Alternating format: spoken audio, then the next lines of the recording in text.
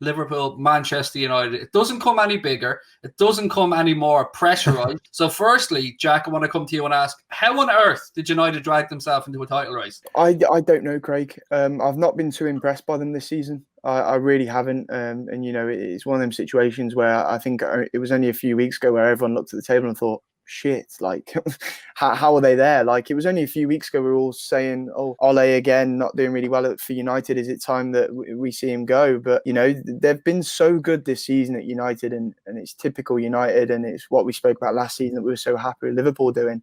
But when they're not at their best, they're still picking up wins. The Southampton game where they were 2-0 down, bought on Cavani at half time, ended up getting the 3 points in that game, won 3-2. West Ham, I remember watching them against West Ham a few games ago. Awful in the first half, 1-0 down. West Ham could have been 2-3-4 5-0 up in that first half. They were brilliant in the first half, West Ham.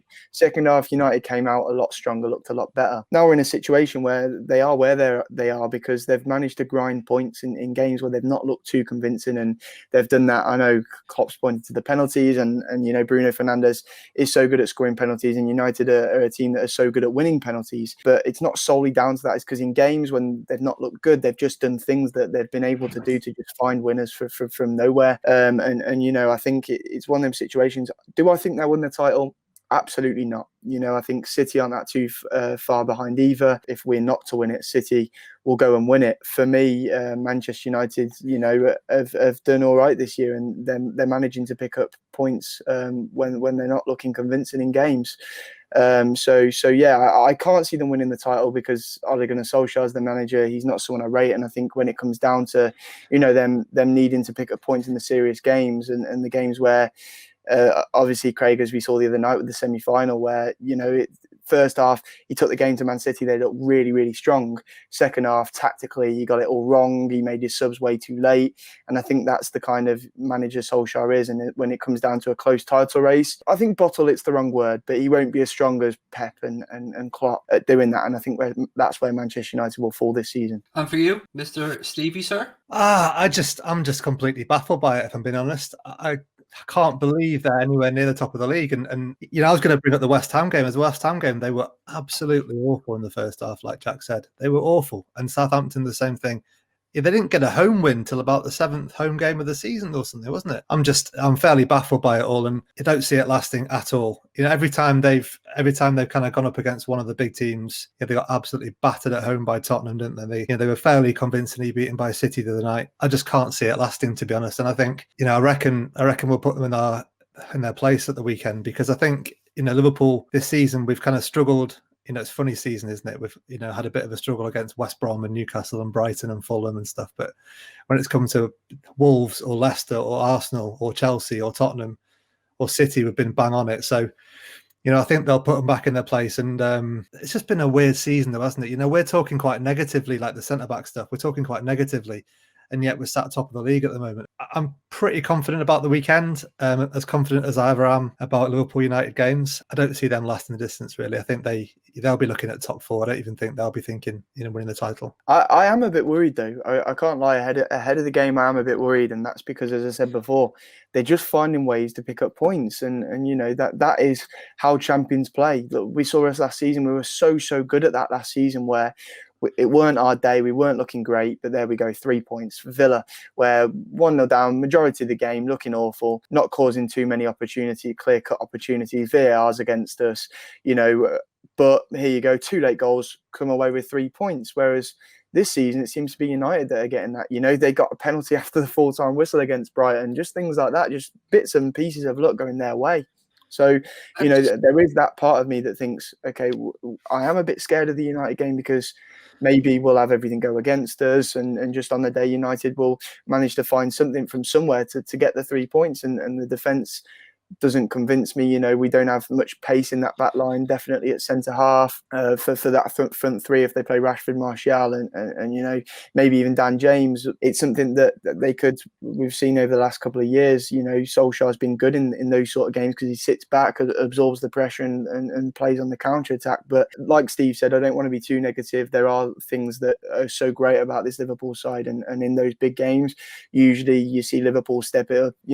I think it would be the perfect way way to react after the last few games by going to United and beating them. But I am a bit more scared than I have been in recent years to play Manchester United because, as I say, they just seem to find something from somewhere at the minute to beat these sides. Let's address the elephant in the room.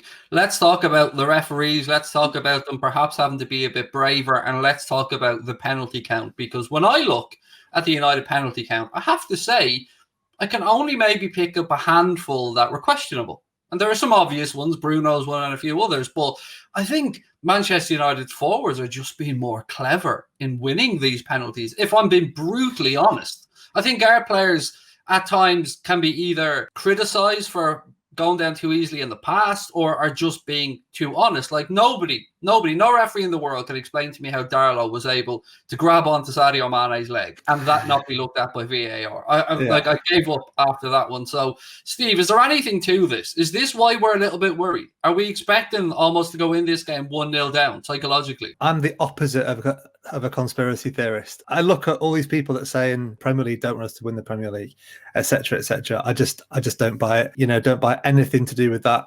I think, there possibly is something that United get penalties at Old Trafford. I think, referees wouldn't be human if they didn't. Over the years, we've seen it happen time and time and time again, haven't we? But, some things are penalties, some things aren't. There's a different discussion, isn't there, about VAR, about whether, we've lost out on a lot of decisions this season on ridiculous, VAR calls. United just get a lot of penalties, don't they? That's how it's been. We're a similar age. That's how it's been since I can remember, going back 20 or 30 years. United get a lot of penalties, and particularly, late ones. Not so late as that Brighton game after the game had actually finished, but they get a lot of penalties. And big thing for me is Bruno and what we do to look after Bruno, because that West Ham game was a perfect example. He was on the bench in the first half, wasn't he? He came on at half time. They're just an average team without him in the side for me.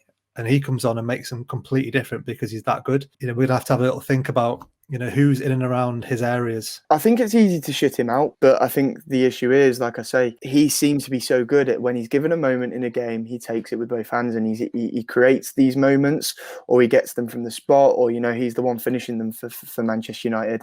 I think to start with Craig's point on the penalties, I don't necessarily think United get penalties from nowhere. As you say, with VAR, you don't get them these days where a player dives and gets a penalty. That's not what it's like. But they do seem to be good at when there's a 50-50, they go down. We saw Pogba the other day, the video of Pogba telling Shaw to go down, and he knows, like players know now. Mane and Salah are good at it at times, to be fair, but United seem to be particularly good at it this season. Is bit of contact, go down, and for some reason they're getting the penalties that maybe other teams at times aren't getting. But I think it's cleverness, and I think United can be praised for it in a way, because they're part of the game. It's a tactic. If you touch, you go down, you get a penalty. We saw from the Carl Darlow things, Mane decided to stay on his feet. He's never going to get a penalty. It seems to be, we see in the media all the time, people get criticised for going down too easily, but if you stay on your feet, you're not going to get a penalty. So it's something that you have to do. And I can't remember the manager. I think it was Pochettino who got criticised a few years ago for saying that he tells his players to go down if they're touched. But at the end of the day, I think he's absolutely right. If there's any kind of contact in the modern game with VAR, you've got a chance of getting a penalty, so you may as well go down.